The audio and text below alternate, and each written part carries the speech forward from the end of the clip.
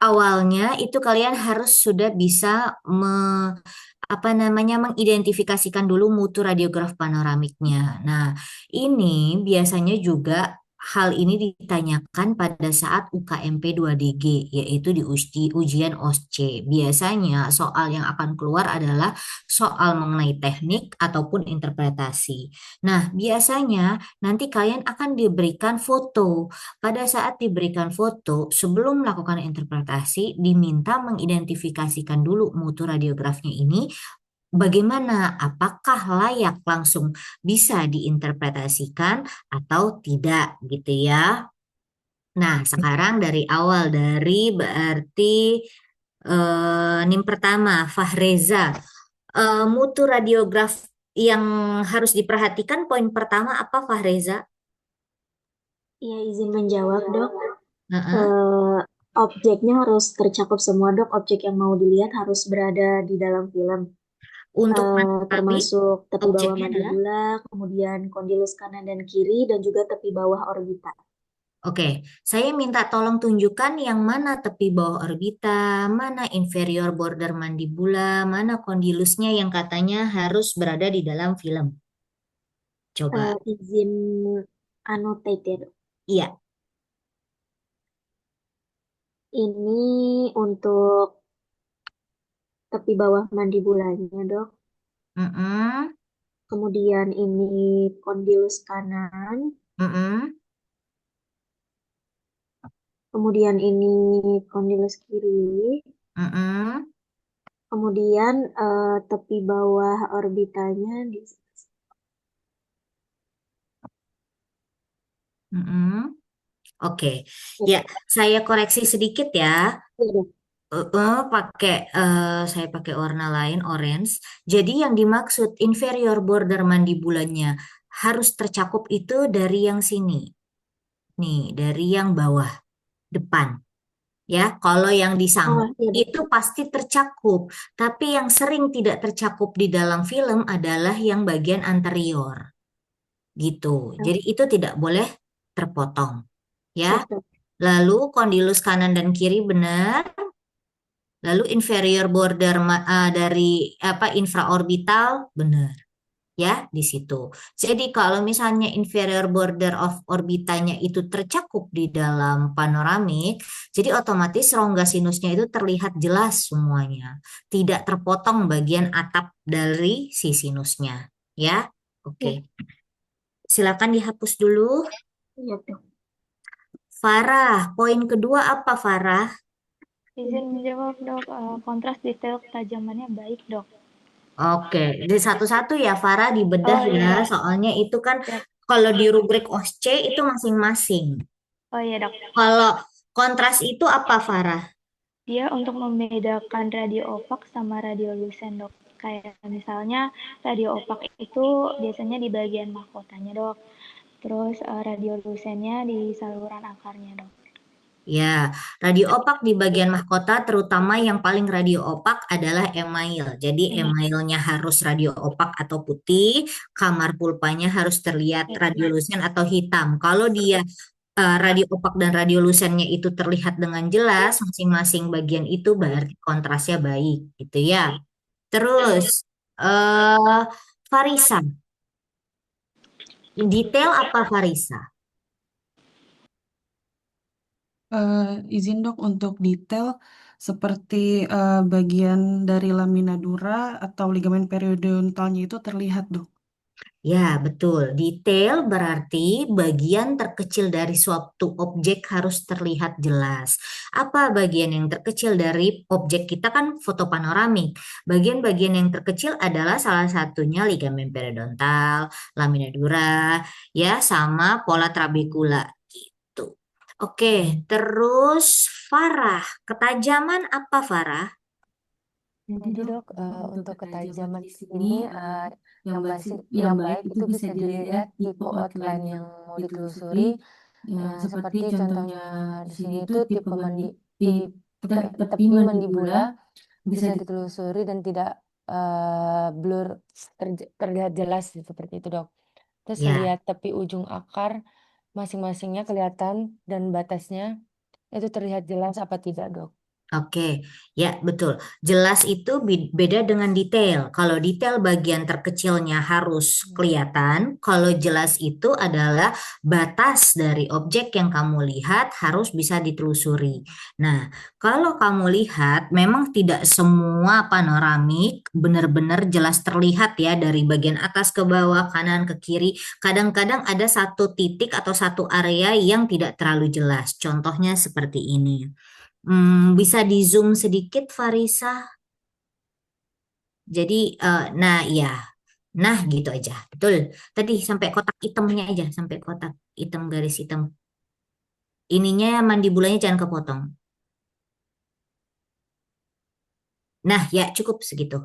Oke, nah bisa kamu lihat, misalkan contohnya kita bandingkan ya, ini apikal gigi 36, kamu bisa telusuri dengan jelas lamina duranya dan tidak ngeblur, gitu kan? Jadi kamu bisa nih, oh benar batasnya di situ ujung apikalnya. Bandingkan sama gigi 32. Nah, ini kan ujung apikalnya ngeblur. Batasnya tidak jelas, pola trabekulanya di situ ada tapi juga ngeblur, tidak nyata gitu. Nah, ini salah satu contohnya. Yang 36 ujung apikalnya termasuk tajam, sedangkan yang gigi 32 tidak tajam. Gitu ya, itu perbedaannya. Oke, saya sudah nilai belum? Oh, belum. Oke, Fahreza, apalagi setelah kontras detail ketajaman yang baik, apalagi?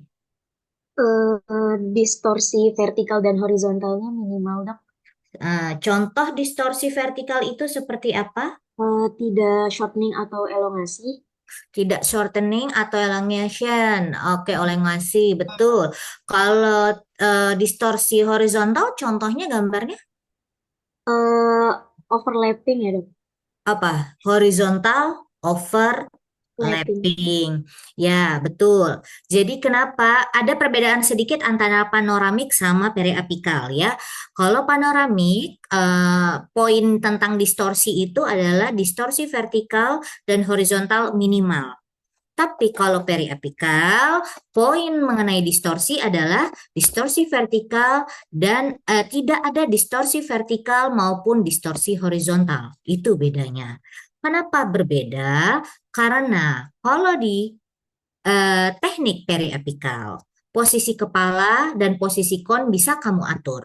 Jadi satu gigi, satu posisi kon, ya kan? Misalnya gigi satu-satu dengan gigi 36 posisi konnya jauh berbeda, gitu kan ya? Sudutnya beda-beda, angulasinya baik yang vertikal maupun horizontal. Sedangkan kalau di panoramik yang bisa kamu atur hanya posisi kepala. Sedangkan posisi arah sinar itu sudah mengikuti aturan pabrik yang tidak bisa kamu ubah-ubah.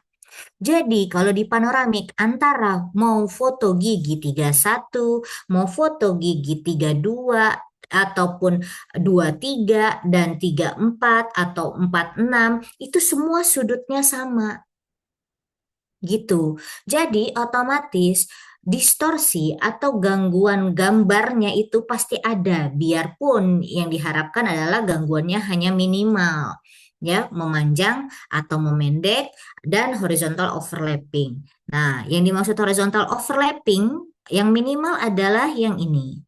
Horizontal overlapping pasti terjadi di panoramik, terutama di area gigi yang posisinya pada lengkung rahang, yaitu gigi C, gigi P1, P2, dan mesial M.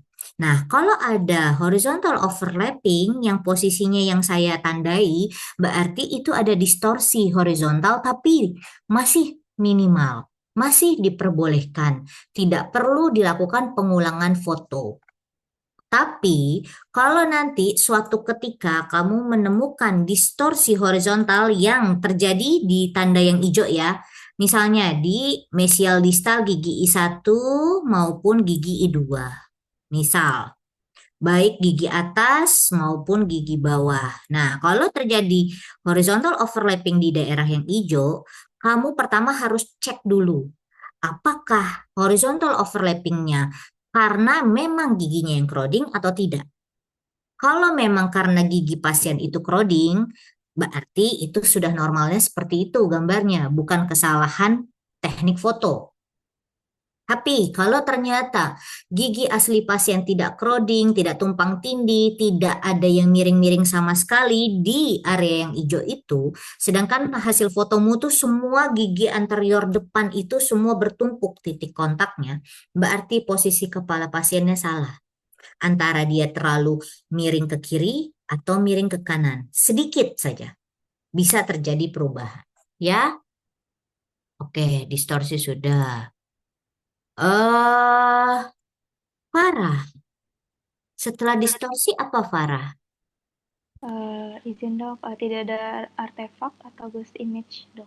Oke, artefak atau ghost image. Artefak itu adalah Benda asing ya dok. benda asing. Sedangkan ghost image adalah Bayangan ganda dari suatu objek gitu ya. betul. Ya, kamu harus bisa membedakan yang mana artefak, yang mana ghost image. Karena waktu itu pernah keluar di UKMP 2DG soal mengenai hal tersebut. Jadi misalnya gini, saya bikin ya. Di sini ada anting misal. Ya, antingnya warna hijau, ukurannya ya anggaplah ini berapa ya? 1 senti kali 1 senti gitu ya. Nah, artefak itu adalah benda yang asli. Ghost image adalah bayangannya.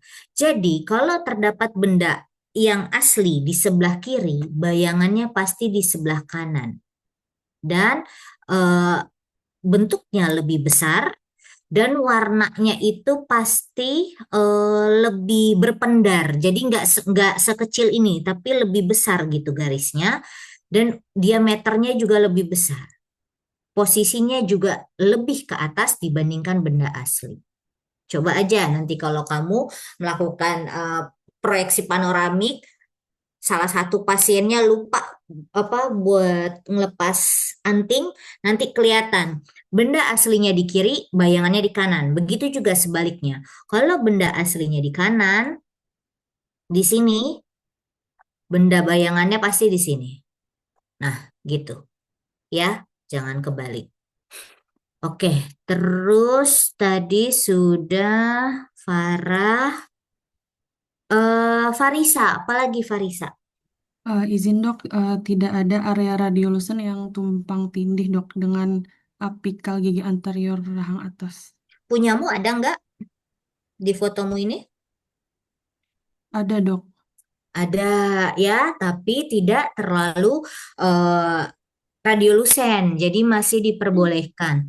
Kenapa tidak boleh ada area radiolusen di sini? Ini area radiolusen ya.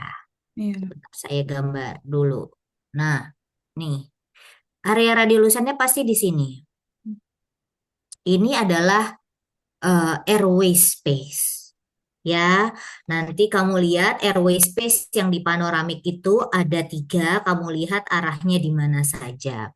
Nah, ini terjadi radiolusen di sini apabila pasien tidak mengikuti instruksi operator pada saat foto panoramik. Kalau periapikal instruksinya kan hanya satu, pasien tidak boleh bergerak sampai alatnya berhenti berbunyi atau selesai foto. Sedangkan di panoramik ada 2 instruksinya. Satu, sama-sama tidak boleh bergerak. Yang kedua adalah pasiennya harus menggigit by tap dan lidahnya ditaruh di langit-langit. Itu lidahnya ditaruh di langit-langit sampai alatnya berhenti berputar. Gitu ya. Terkadang begini, lidahnya pertama dia taruh di langit-langit. Kamu bisa lihat radiolusen yang bagian posterior. Nih ya, terutama foto ini, bukti nyata. Radiolusen yang di posterior dengan radiolusen yang di anterior beda kan derajat kehitamannya.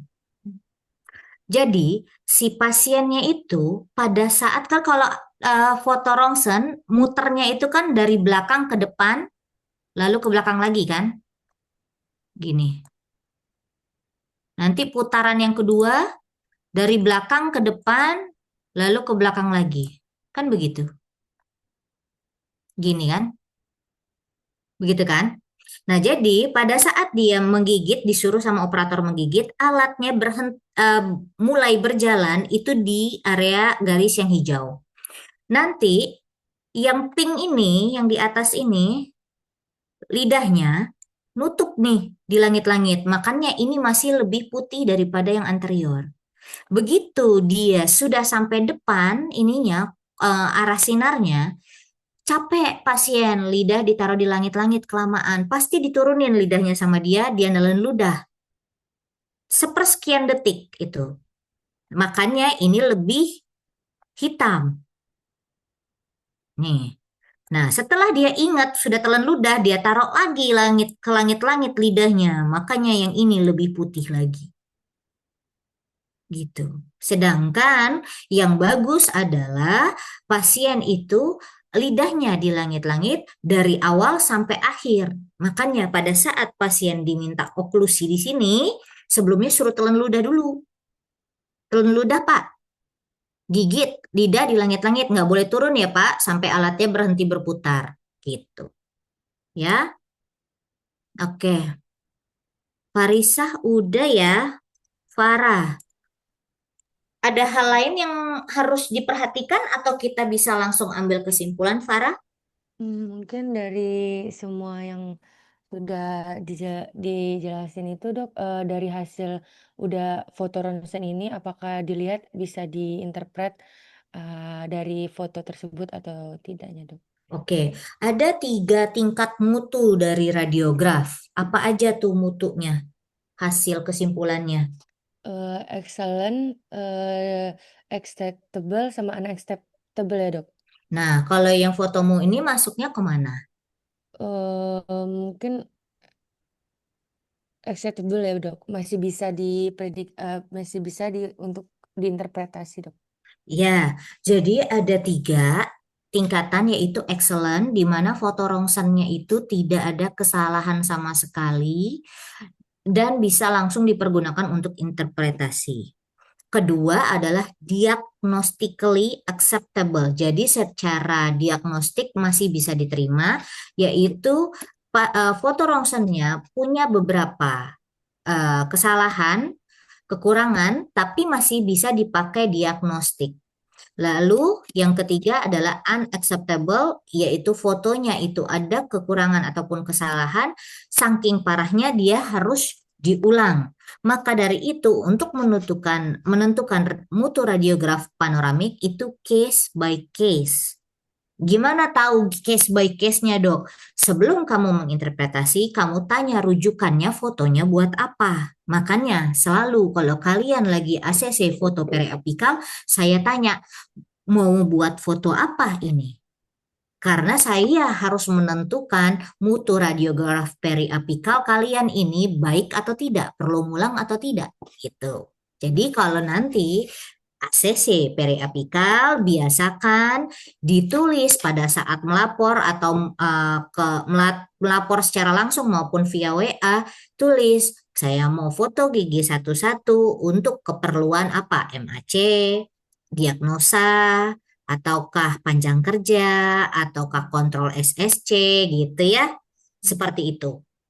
Nah, waktu kemarin kalian foto panoramik ini keperluannya buat apa? Kalau untuk yang ronsen ini untuk pasien odontek dok. Odontektomi. Nah, Iya dok. baru kita cek. Odontektomi berarti kita mau melihat gigi yang impaksi. Ini kan Iya. 38 dengan 48. Sedangkan tadi kesalahan yang kita temukan itu adalah di maksila rahang atas ya. Ini ya. Berarti kan jauh dari area yang mau kita lihat. Maka dia masuk ke dalam mutunya itu ke dalam kategori yang kedua, diagnostically acceptable. Nah, tapi misal ada suatu kekurangan dari foto panoramik ini misalnya ya, kalian mau foto gigi, mau ngeliat gigi 3848. Ternyata yang rusak itu foto rongsennya posisinya di sini. Ya, di angulus atau di mandibula sebelah kanan maupun sebelah kiri. Misalnya underdeveloper atau terbakar gitu ya, atau apa ya, ada radio opak apron di situ. Nah, kan kita nggak bisa lihat gigi 3848-nya. Jadi otomatis sudah pasti masuk kategori yang unacceptable sehingga harus diulang. Gitu ya. Mengerti? Oke, Case Dok. by case. Sebenarnya kalau kalian sudah berlatih interpretasi untuk foto periapikal, kalian bisa lihat sendiri mutu periapikal kalian. Misalnya kalian mau panjang kerja, terus kalian tahu kesalahan yang terjadi apa, shortening atau elongation gitu. Wah, ini mah elongasi, pasti nanti disuruh ulang sama dokter apa konservasinya atau radiologinya gitu. Dan itu harus sudah ready, berarti saya ngulang sekali lagi. Tapi kalau misalnya bagus gitu ya, hasil fotonya bagus, tapi panjang kerjanya itu ternyata pas dimasukin nggak pas, itu disuruh ngulangnya bukan karena kesalahan foto, tapi disuruh ngulangnya karena tahapan konservasinya nggak pas, gitu ya. Oke. Sekarang kita mulai interpretasikan karena sudah tahu tadi kategori mutunya bisa untuk interpretasi, jadi kita lanjut. Fahreza, coba dimulai Iya, Dok. dari bagian missing sampai impaksi. Iya, Dok, izin. Untuk missing teeth-nya tidak ada, Dok. Missing tidak ada, yakin? Iya, Dok. Gigi 28-nya emang tidak tumbuh, Dok. Ya, tapi kan di formulir yang saya Oh, bikin missing ataupun anodontia. Jadi siap, Dok. 28 tetap ditulis. Dimasukin ya, Dok. Siap. Ya, terus sudah missing, apalagi Persisten, Dok. ada apa tidak? Tidak ada, Dok. Impaksi, Impaksi ada di gigi 38 dan juga gigi 48, Dok. oke. Bagian mahkota, apakah ada kelainan? Eh, ada, Dok, di gigi 37 Ya, terdapat gambaran radio opak, Dok, menyerupai tumpatan mencapai pulpa di betul. oklusodistal. Oke, terus ada lagi? Itu saja, Dok. Itu saja, oke. Terus lanjut, Farah, kondisi akar bagaimana Farah? Apa yang kamu tuliskan di situ? Izin dok, untuk akar gigi 18, 17, 16, 15 tampak bersinggungan dengan sinus maksilaris dok. Oke, gini, eh untuk ini case by case juga ya. Jadi, misal pada foto ini terdapat kelainan di mahkota di gigi eh apa ya, gigi rahang atas tadi misalnya ada kelainan di mahkota. Baru kalian tuliskan ujung apikalnya berhubungan atau tidak dengan rongga sinus. Kalau misalnya tidak ada kelainan dan tidak mau dikerjakan giginya, nggak usah ditulis, nggak apa-apa. Untuk menyederhanakan laporan kalian. Nah, terutama yang harus kalian tuliskan di sini adalah Farah, yaitu gigi 3848. Ujung apikalnya harus dicek karena dia impaksi, sudah pasti mau diodontektomi kan tadi katanya. Jadi kalian harus cek hubungan ujung apikalnya dengan kanalis mandibula. Apakah kemungkinan berkontak atau tidak, Farah? Jadi dok, berarti untuk akar gigi 38 bersinggungan dengan kanalis mandibulanya dok. 48? 48 juga dok, akar gigi 48 bersinggungan dengan kanalis mandibulanya dok. Ya, jadi saya berikan catatan kalau ada gigi yang anomali dan mau dikerjakan saat itu juga, gitu ya. Silakan dituliskan hubungannya dengan anatomi sekitarnya. Misal ada karies di gigi ini ya, misalnya karies di sini nih, di gigi 25. Kariesnya mencapai pulpa, sudah pasti harus di PSA gitu kan. Nah, kamu cek hujung apikalnya ini bersinggungan atau tidak dengan rongga sinus. Kenapa harus dicek? Karena ada kemungkinan saat pengerjaan ditakutkan terjadi perforasi. Ya kan? Perforasi gutap, perforasi medikamen, perforasi instrumen. Nah, kalau kamu sudah tahu dia berhubungan atau tidak dengan rongga sinus, kamu bisa lebih hati-hati gitu. Tapi kalau dia nggak kenapa-napa, nggak usah ditulis, nggak apa-apa gitu ya. Terus kayak ini tadi nih, si gigi 37, kan ada tambelan nih. Terus kemungkinan bakal terjadi PSA ulang nih, dikerjakan lagi gitu misalnya. Kamu boleh cek hubungan dia sama kanalis mandibula, berkontak apa tidak. Kalau berkontak silakan dituliskan gitu untuk mencegah hal-hal yang tidak diinginkan. Tapi kalau jauh ya udah nggak usah ditulis nggak apa-apa lah gitu ya. Seperti Iya itu. dok. Lalu selain itu akar harus dituliskan bila ada eh, gigi yang bermasalah, lalu di bagian akarnya tuh ada dilaserasi yang parah. Jadi kalau mau PSA nanti kemungkinan takutnya alatnya mudah patah misalnya begitu. Atau misalnya terjadi resorpsi akar yang secara patologis, bukan fisiologis gitu ya. Misalnya ini gigi udah tetap semua, tapi kenapa gigi 36-nya kok akarnya resopsi? Nah, itu harus ditulis, misal terjadi seperti itu gitu ya. Atau ada penyumbatan di saluran akar, ditulis ya. Tapi kalau nggak ada, nggak apa-apa, nggak usah ditulis. Jadi harus dicek secara keseluruhan baru kamu bisa menulis di formulir interpretasimu. Farisa, Farisa berarti akar, apalagi Farisa? Alveolar crash furcasi ya? Iya, iya dok.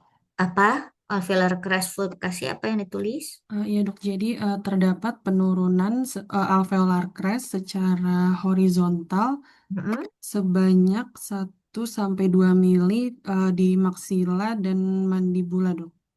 1 sampai 2 mili, oke, itu masih dalam batas normal ya, tapi dituliskan nggak apa-apa, cuman di radiodiagnosanya itu masih dalam batas normal. Terus periapikalnya gimana Farisa? Untuk periapikalnya terdapat gambaran radiolucent berbatas diffuse di Mm-mm. apikal gigi 37 Mm-mm. berbentuk bulat dengan diameter 2 mili dok. Bisa di zoom sedikit, saya lihat dulu. Oh, ada ya. Oh iya, oke, oke, 2 mili, oke. Ya, betul. Oke, lanjut. Faradiba berarti area 2. Iya dok. Area 2 kamu nulisnya apa Faradiba? Eh, karena di sini ya maksila sinus dan nasalnya terlihat itu masih dan tidak ada kelainan, saya tulisnya dalam batas normal dok. Oke, coba saya tanya sedikit. Salah satu kelainan yang mungkin bisa terjadi di area 2 yang kamu ketahui gambarannya apa coba? Kan ini udah interpretasi kedua ya. Pasti saya tanya-tanya tentang anomali. Kelainan misalnya di ini ya dok, di sinus itu di word dan paruhnya eh, paranasal paruh paranasal disease ya dok. Iya, apa contohnya? Salah satu penyakitnya, gambarannya gimana? Eh,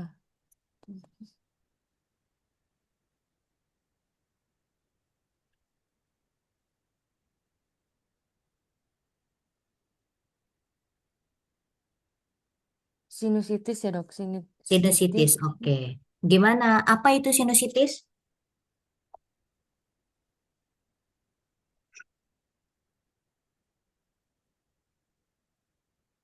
Apa itu sinusitis? Peradangan, peradangan pada area sinus.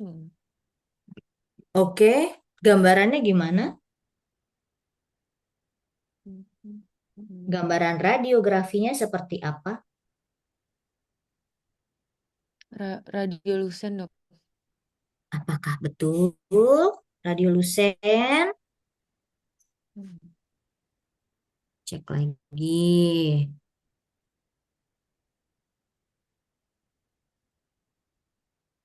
Ketemu, Farah?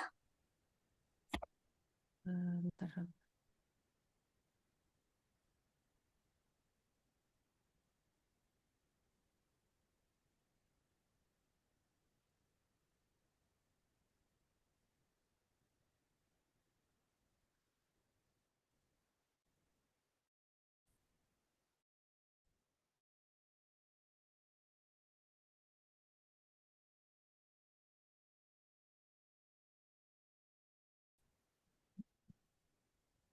Radio opak Di ya, Dok. apa? Posisinya di mana biasanya?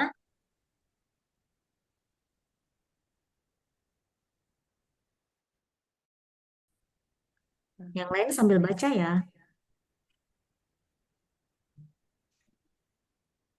Bisa Farah atau saya lempar?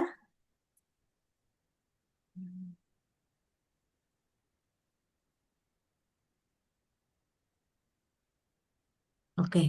Fareza coba. Sinusitis bagaimana kalau Fareza ketemu apa enggak? Gambarnya gimana? Catatanmu gimana?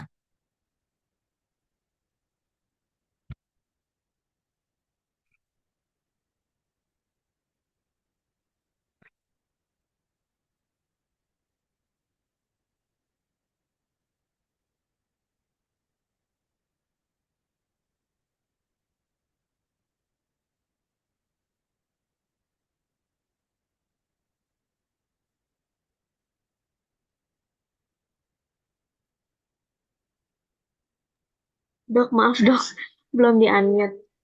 Eh, izin dok, kalau misal dia ada sinusitis, berarti di bagian sinusnya dia radio opak ya dok.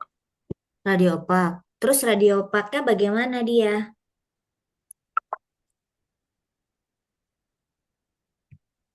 Radio opaknya berbatas tipis dok, Terus tidak jelas. posisinya di mana? Di sini dok, di sinusnya dok. Apa bentuknya seperti apa dia? Kalau kamu bikin kan purwelan tuh kayak bentuk Iya. tabung tuh. Apakah dia bentuknya seperti itu?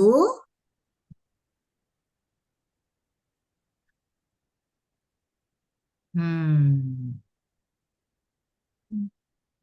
Coba saya tanya lagi, Farah Nur, gimana kalau bagi kamu sinusitis bagaimana Farah?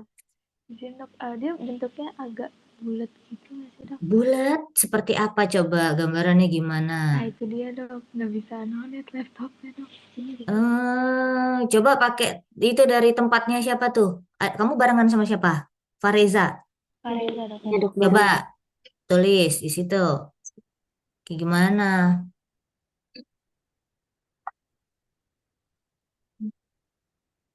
Udah tinggal tunggu. Sini.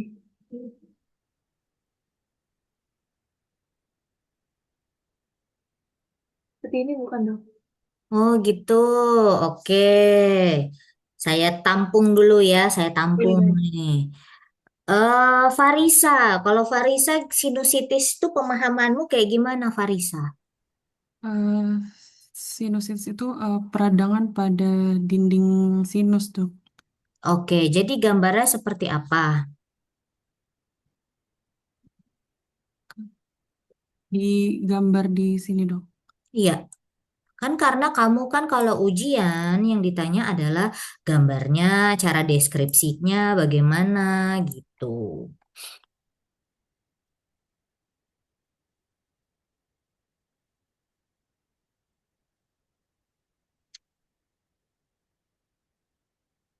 Untuk sinus, Bagaimana?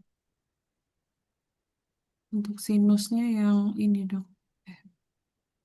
Sinusitis itu bagaimana gambarannya? Ben- Bentuknya kayak kantong ya dok. Kayak kantong. Yang ini. Sinus maxillaris.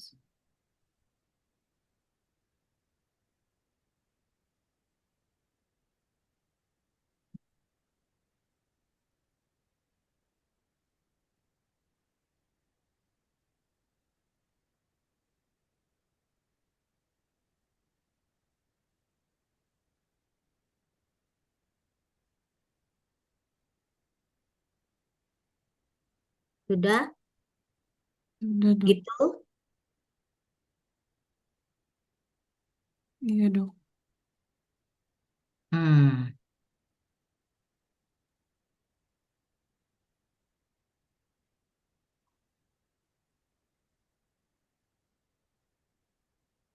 oke.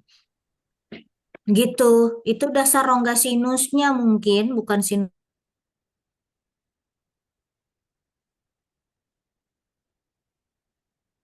and Parowa. Coba perdalam dulu, bacanya jangan setengah-setengah gitu loh. Coba dihapus itu annotationnya semua. Itu yang merah juga.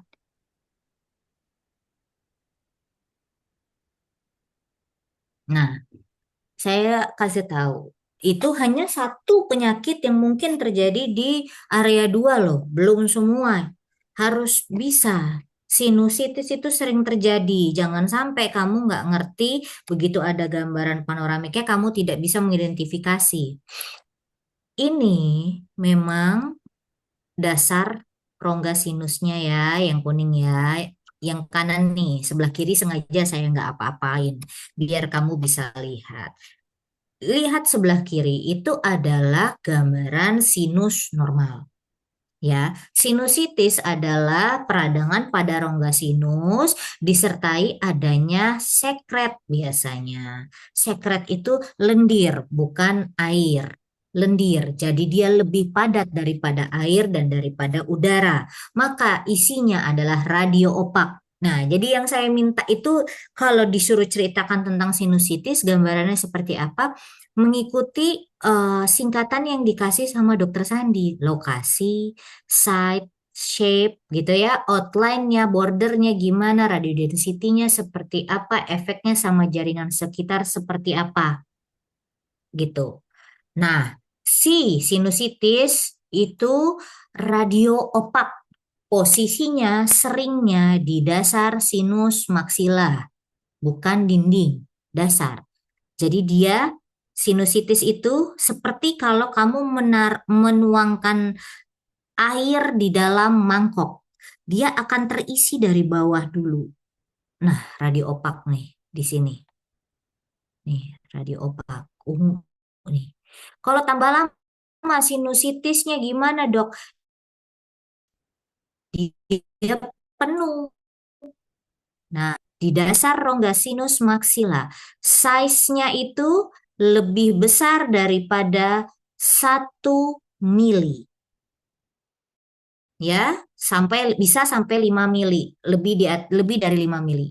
Terus kalau penuh lagi, Dok, sini. Seperti kalau kamu ngisi air di mangkok, penuh dia. Ini sinusitis.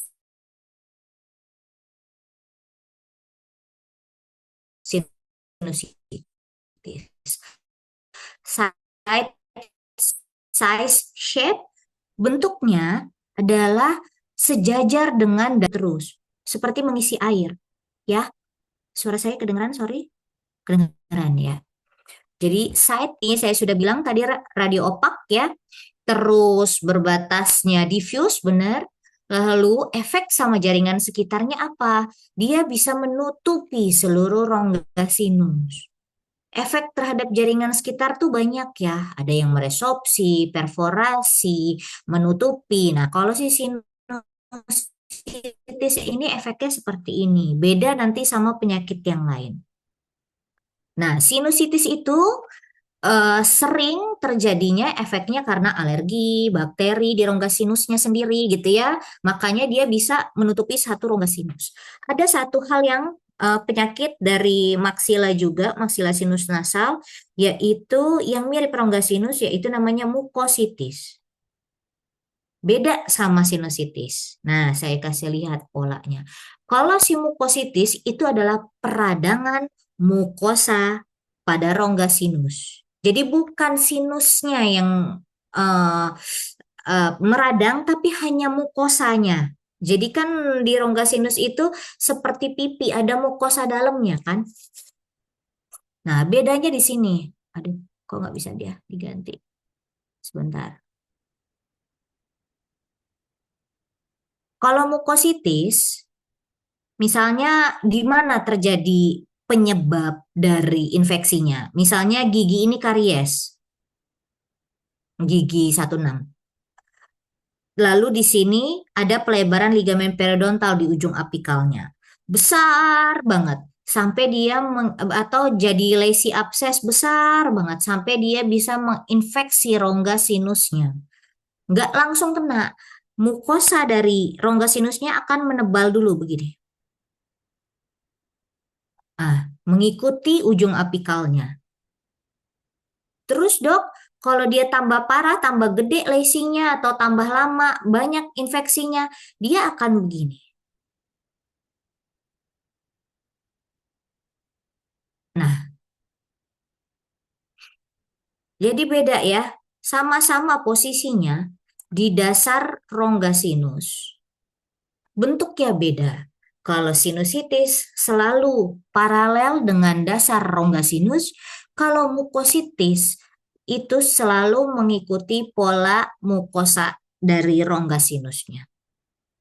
Makanya kalau mukositis misalnya gigi yang ini juga bermasalah, gigi yang ini juga bermasalah. Jadi infeksinya dari sini, jadi dia begini.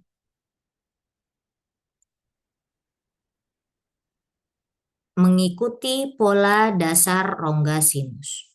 Bukan paralel, tapi dia mengikuti.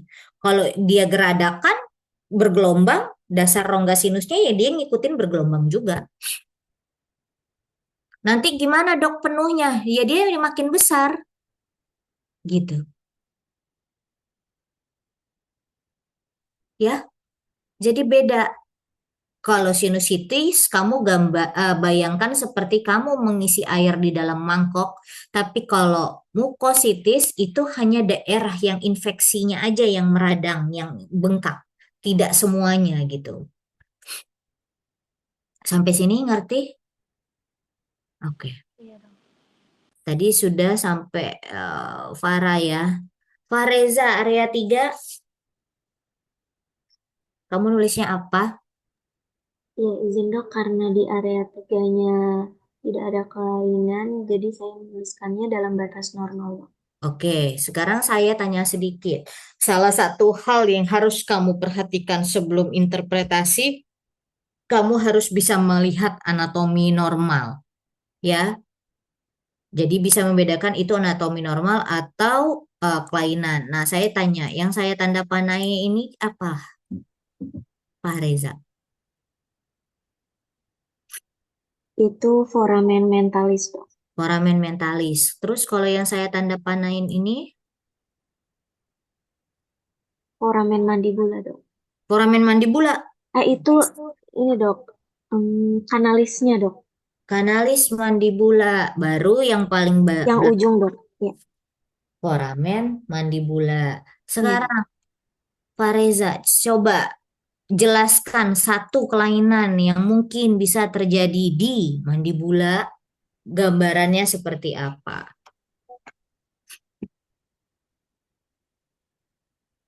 Kelainan yang bisa terjadi di mandibula dan gambarannya kayak apa? Nggak usah yang susah-susah, yang gampang juga boleh. Apa? Granuloma ya, dok. Granuloma di periapikal, bukan di mandibula. Saya kasih deh yang gampang.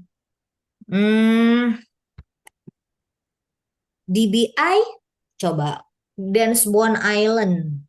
Itu kayak gimana gambarnya Dance Bone Island, Fareza?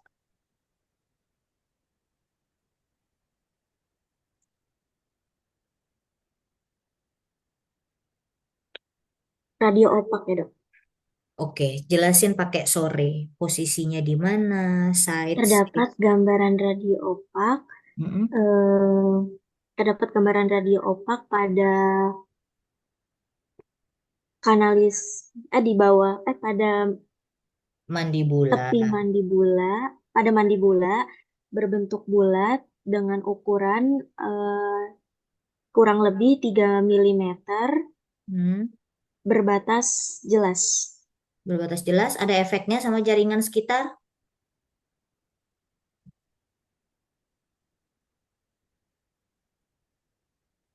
Ada efeknya nggak? Efek terhadap jaringan sekitarnya ini, dok, mengganggu periapikal gigi, dok. Memang begitu.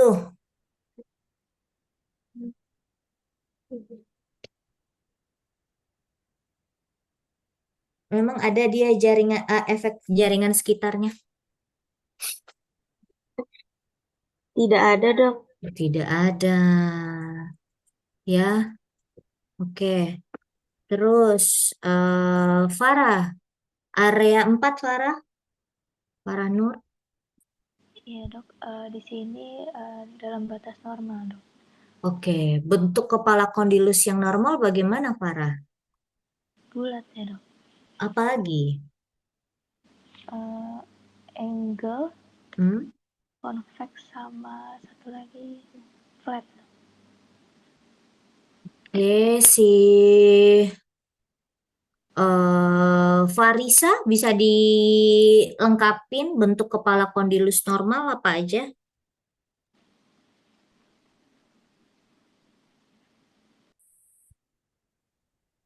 Bentuknya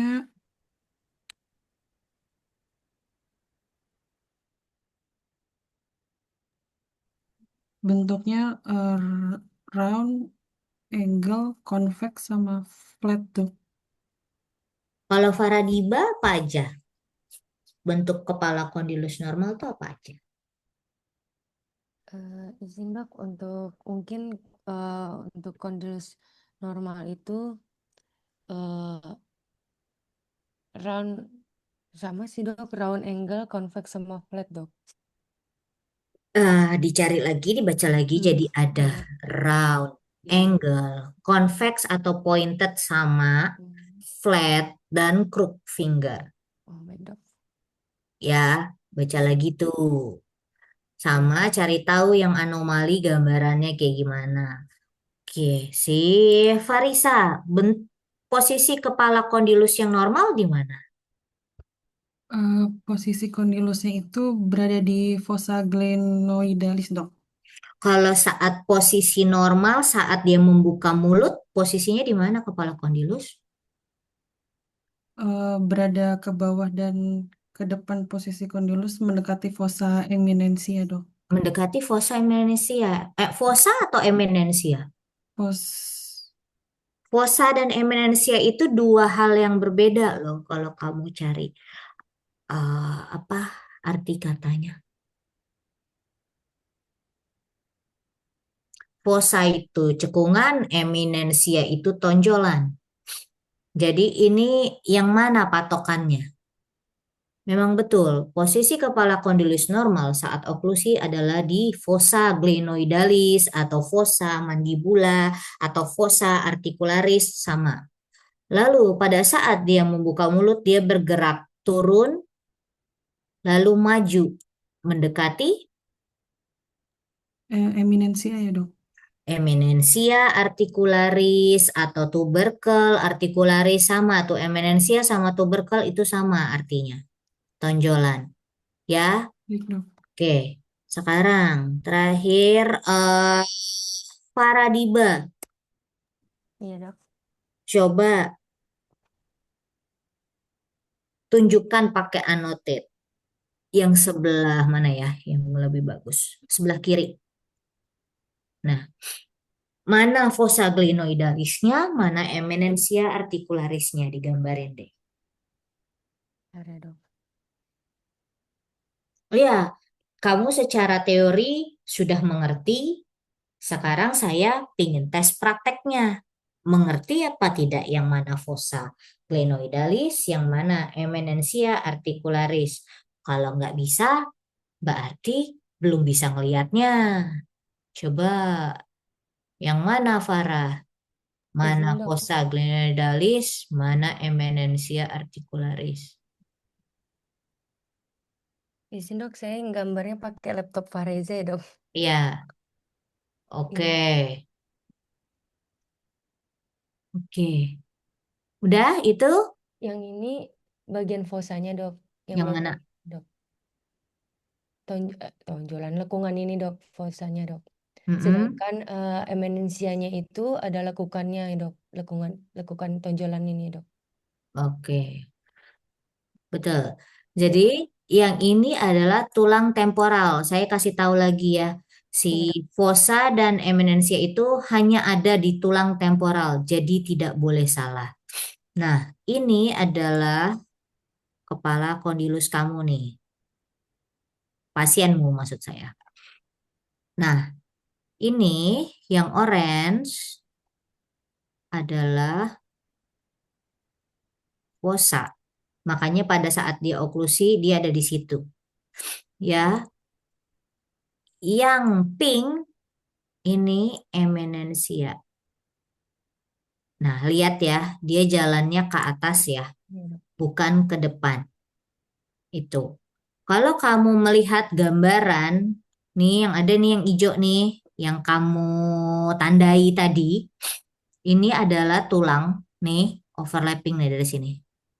Nah, nah, ini tulangnya. Nah, itu. Dia nempelnya ke rongga sinus, arah dekat pipi. Dia adalah tulang zigoma.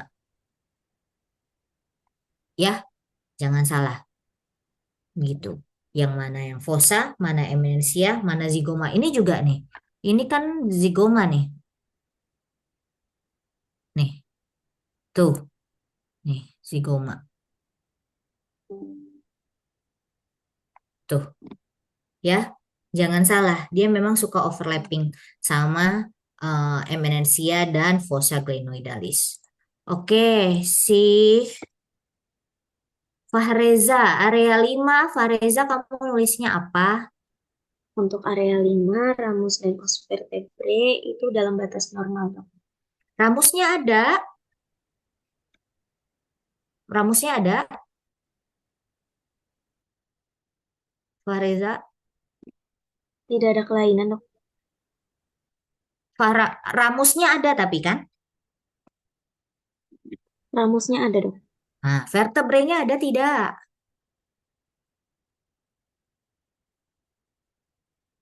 Tuh yang saya tanya tuh.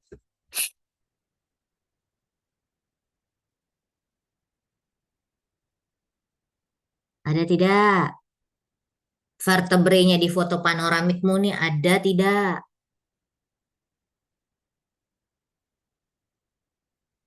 Tidak terlihat, dok. Berarti ramus dalam batas normal, os vertebrae tidak dapat diinterpretasikan. Iya, dok. Terima kasih, dok. Area 5, benar tidak ada kelainan? Saya PR-in boleh ya? Saya kasih tahu ya, ada kelainannya nih dibandingkan teman-temanmu yang lain. Iya sih. Ada kelainan nggak? Kan saya bilang lihat di bab apa soft tissue calcification and ossification. Ini ada kelainan. Saya PR-in ya, cari aja ya di rumah ya. Besok ketemu saya ya. Saya kasih catatan dulu. Jangan salah, nanti salah jawab lagi. Ini tulang hyoid ya, kamu kan tahu ya. Iya, Itu dok. tulang hyoid ya. Nah, yang kamu harus cari itu adalah ini. Nih, kamu cek sama panoramik teman-temanmu, nggak ada ini. Nih, ada radio opak tuh di situ. Saya lingkerin radio opak ya. Ya. Oh, iya. Terus di sini juga ada radio opak nih, sebelah sini juga.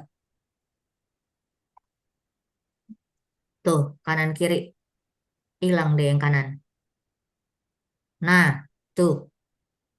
Iya, Kamu dok. cek sama panoramik teman-temanmu, nggak ada yang kemarin-kemarin interpretasi sama saya belum ada tuh yang ketemu yang begitu. Tapi nggak tahu kalau sama dokter Sandi ya, bimbingan dokter Sandi. Cari deh, itu ada di bab soft tissue calcification and ossification. Berarti ini harus ditulis di area 5. Terdapat radio opak. Ya, berbatas apa, posisinya di mana, gitu ya.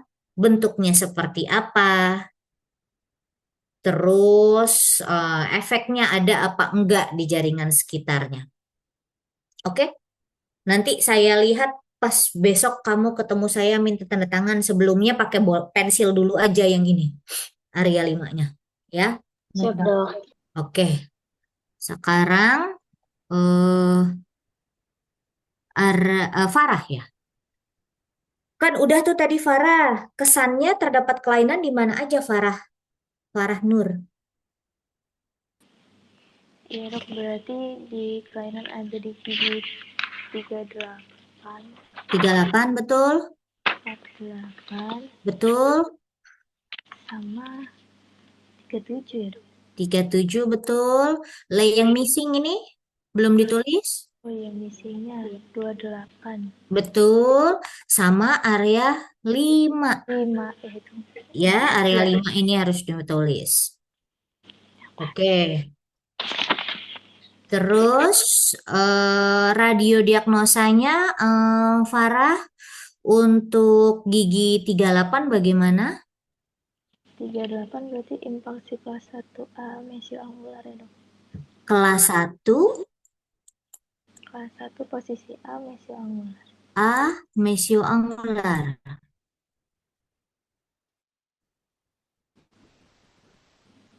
Oke. Sini ya. Kelas 1 dilihat apabila jarak dari kamu harus buka dulu matamu, lihat dulu anterior dari ramusnya. Jadi kelas 1 itu apabila jarak dari distal M2 ke anterior ramus lebih besar atau sama dengan dari lebar mesial distal gigi M3. Ya, ini kan distal M2-nya ya, Farah. Ya, distal M2. Sekarang saya kasih lihat anterior ramus itu ini.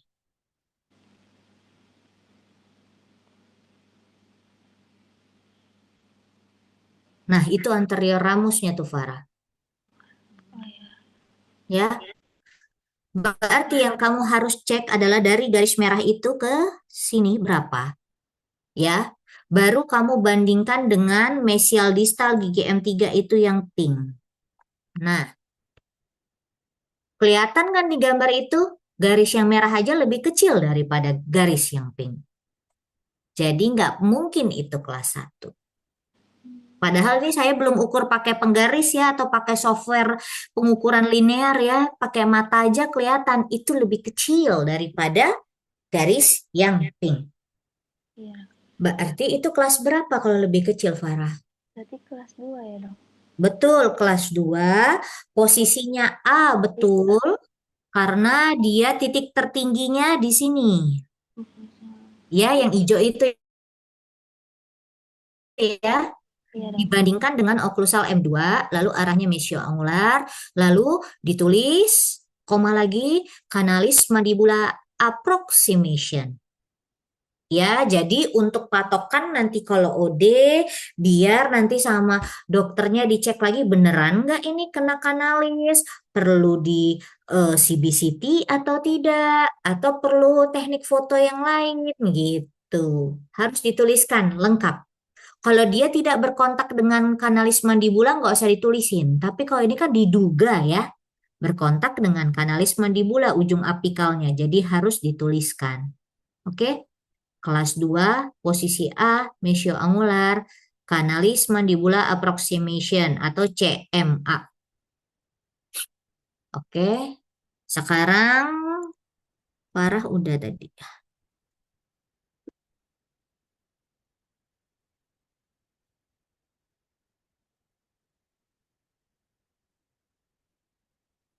Farisa, gigi 48 gimana Farisa? Gigi 48 impaksi kelas 2 2A mesioangular kanalis kanalis mandibula approximation dok. Betul, sama ya. Oke, terus Farisa kalau yang gigi 37? Kalau yang 37 karies mencapai pulpa disertai abses periapikal dok. Tapi ini kan giginya ada tambelannya. Jadi bagaimana? Gigi pasca penambalan disertai karies sekunder dan abses periapika. Apikal. Ya, kalau penambalannya bagus, kenapa jadi ada absesnya? Gitu kan? Harus ditulis lagi. Kalau memang di sini ada kemungkinan kariesnya gitu. Sama nanti ditambah kamu cari dulu, kamu PR saya PR-in area 5 ini apa? Di area 5 ditulis ya, interpretasinya dulu radio opak, posisinya di mana. Baru di radio diagnosanya dituliskan apa itu radio diagnosanya. Baik, Dok. Sama kok ini kanan kiri mah namanya ya. Cuman harus ditulis dua-duanya di area 5 itu. Oke, sampai sini ada pertanyaan? Tidak ada? Oke, kalau gitu saya akhiri sampai sini. Assalamualaikum warahmatullahi wabarakatuh. Farisa, saya minta tolong ininya hasil downloadan recordingnya dikirimin ke saya ya linknya. Nanti saya Baik, Dok. download. Baik, dokter, siap. Iya, baik. Terima Dok, kasih. dok, dok, Mm-mm. dok, boleh nanya nggak, dok? Nah, boleh nanya. Ini, ini kan nggak ada yang lain, cuman kita nih, dok, yang baru ada kelihatan gambar Ada yang di kanan kiri buku itu, dok. White and Parwah, Oh, Soft Tissue oh, Calcification and Ossification. oh, oke. Ada diagramnya juga ada, penjelasannya juga ada. Ada, tenang aja. Oke, Kerjain aja. oke, dok, makasih banyak, dok. Iya. Iya, Ya, dok. Dok. Dok, Oke. izin tanya. Assalamualaikum Oke. warahmatullahi wabarakatuh. Waalaikumsalam. Mau apa absen? Oh iya, silakan. Kalau